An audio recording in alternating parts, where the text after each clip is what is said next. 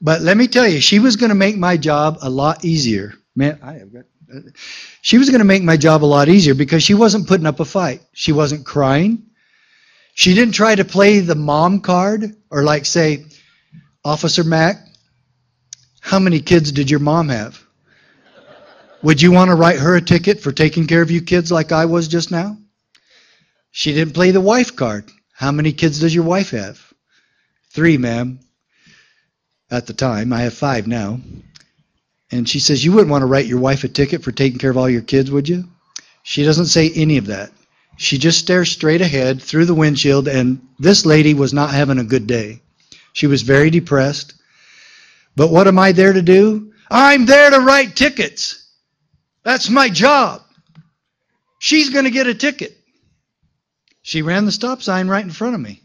She needs to pay better attention. So I'm writing the ticket.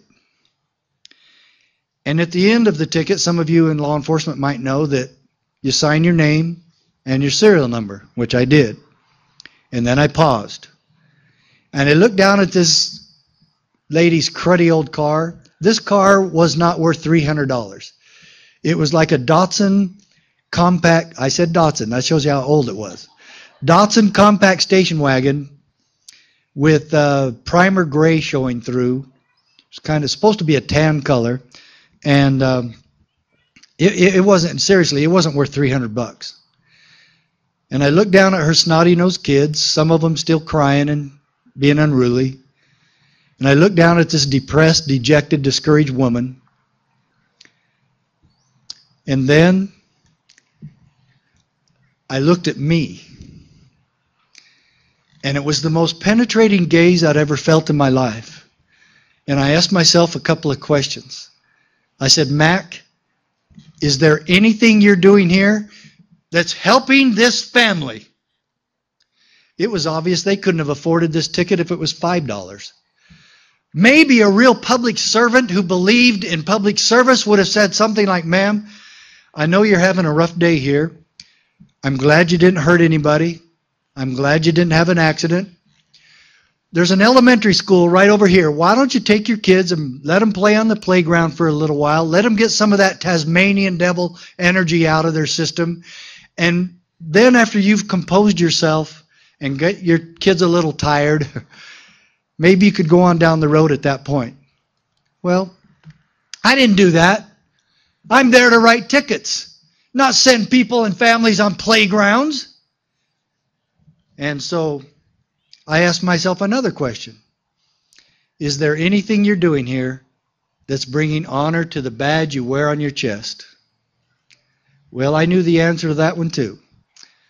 And now I'm a little bit depressed. And I take the ticket and walk away. I hand her back her license and registration, and I don't say a word to her. I didn't say, you know, oh, well, lady, this is your lucky day. I'm going to cut you some slack, you know. What a big, tough cop and friendly guy I am.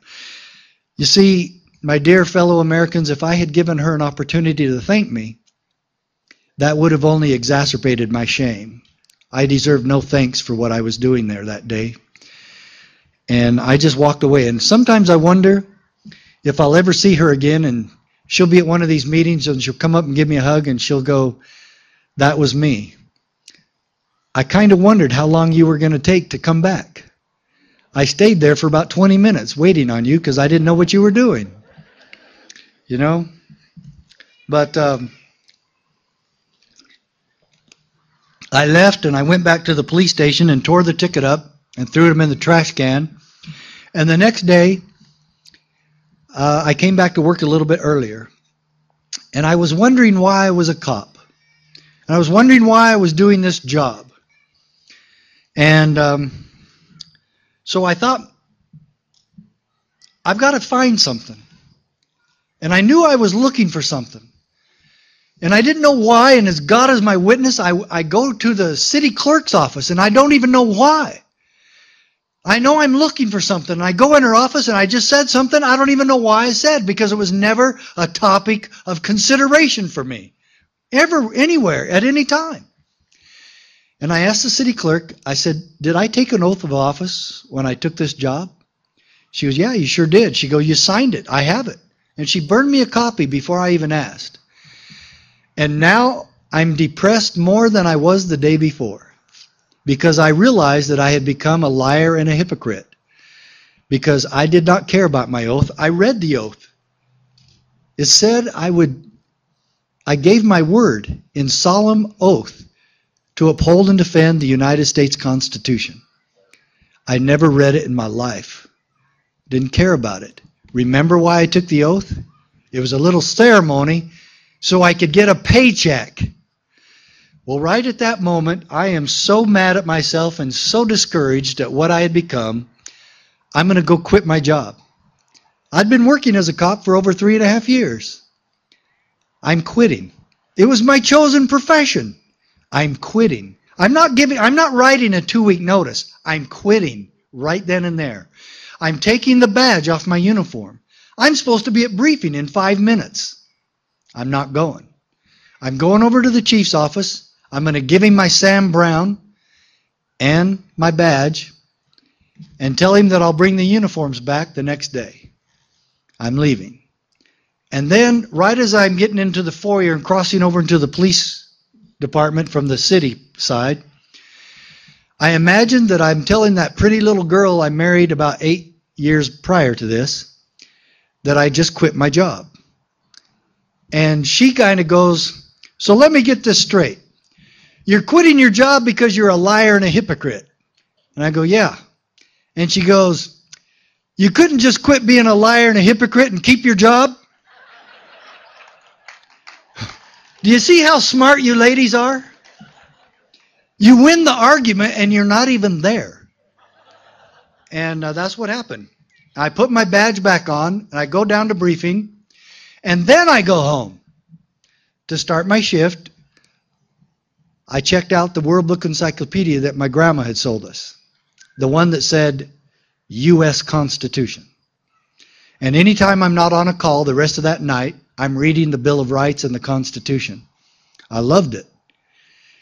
You know, one hit me really, really hard. The 8th Amendment really hit me hard. Why the 8th Amendment, folks? You got your 8th Amendment? Has it hit you? No cruel and unusual punishment nor excessive fines or bail inflicted. No excessive fines or bail. That's all I did all day long. I wanted to set records in writing tickets. Yeah. My sergeant said all the best cops write a bunch of tickets. So I'm writing a bunch of tickets. I wanted to be one of the best cops. And they'd ask you after shift, you only wrote 2 or 3 tickets? What the hell are you doing out there? What's the matter with you? Write more tickets than that. So I wrote a lot of tickets. And I'm going to tell you, 90% of the tickets we write in this country are wrong and immoral and have nothing to do with public safety.